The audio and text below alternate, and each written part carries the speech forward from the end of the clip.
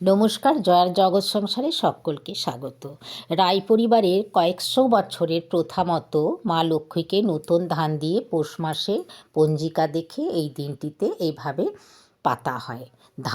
ধানের ওপরে ধান মাপার যে পাই, সেই পাইটা দিয়ে তার মধ্যে সিঁদুর পরিয়ে লজ্জাশীলা মা লক্ষ্মীকে নতুন হলুদ কাপড় দিয়ে ঢেকে এইভাবে পাতা হয় এবং পুজো করা হয়।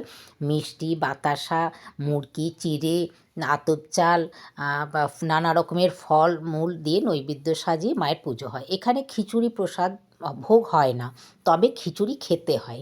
আমি সেই খিচুড়ি কি বানালাম, কি করলাম, সেটাই আজকে শেয়ার করব।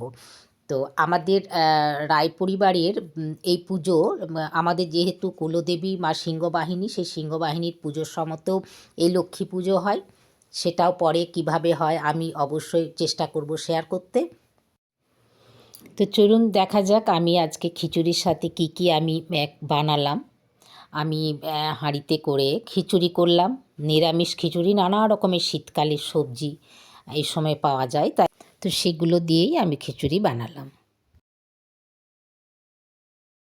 খিচুড়িতে তো তরকারির থেকে ভাজাটাই ভালো লাগে। তো খিচুড়ি হয়ে যাওয়ার পরে আমি এই সময়ে শিম ভাজা, এই শীতকালেই শিম বেশি পাওয়া যায়, তাই সে শিম ভাজাটা আমি করে নিলাম। শিম ভাজা শীতকালে খাবো না তা তো হয় না, তো গোটা গোটা শিমগুলো আমি ভেজে নিলাম। আমি কিছু গোল গোল করে আলুও ভেজে নিলাম।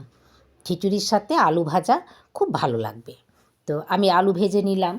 এরপরে বেশ নরম বেগুন, দেখছেন কত সুন্দর বেগুন, সে বেগুন ভাজা। আর পাঁপড় ভাজা তো থাকতেই হবে। পাতের শেষে পাঁপড় ভাজা কুড়মুড়িয়ে খেতে মজা, কথায় বলে। আর আমি করে নিলাম টমেটো পোস্ত, অসাধারণ লাগবে। টমেটো পোস্ত টক দেখেই তো ভালো লাগছে। এই রেসিপিটি আমি অবশ্যই পরে আপনাদের সাথে শেয়ার করব কিভাবে বানালাম। তো যাক, আমার খিচুড়ি হয়ে গেল। একটুখানি খিচুড়ির ওপরে ঘি ছড়িয়ে আমি দিলাম। আর পোস্ত, টমেটো পোস্ত, একটু দই অবশ্যই থাকবে। খিচুড়ির সাথে দই খুব ভালো লাগে, খেয়ে দেখবেন। গরম গরম তার সাথে বেগুন ভাজা, আর থাকবে এই যে আমার শিম ভাজা হয়ে গেছে, আমি শিম ভাজাগুলো নামিয়ে দিলাম। পাঁপড় ভাজা থাকবে না তা তো হয় না, আর বাঙালির খাদ্য তালিকায় আলু থাকবে না সেটা ভাবাই যায় না।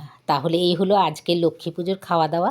ভিডিওটি যদি ভালো লাগে অবশ্যই লাইক করবেন, শেয়ার করবেন, সাবস্ক্রাইব করবেন, আর আপনাদের মূল্যবান মতামত জানাবেন।